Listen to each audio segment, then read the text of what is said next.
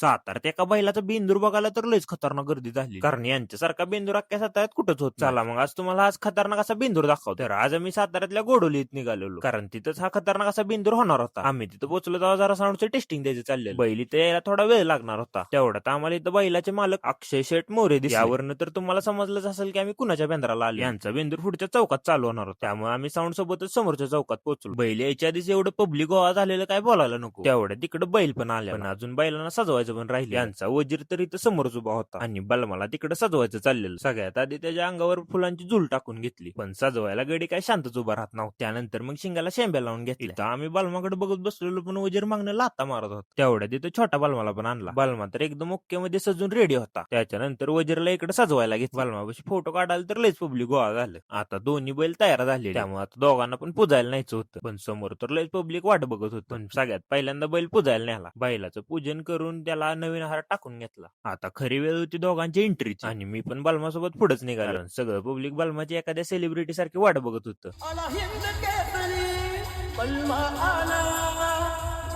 बलमाला बघायला तर लयच खतरनाक गर्दी झाली, आणि या गर्दीसाठीच कोल्हापूरवरनं साऊंड पण मागवल्या. बलमाची इथे एंट्री झाली की लयच राडा सुरू झाला. तुम्हाला यो बलमाचा बेंदूर कसा वाटला कमेंट करून नक्की सांगा. भेटूयात पुढच्या व्लॉग मध्ये. धन्यवाद.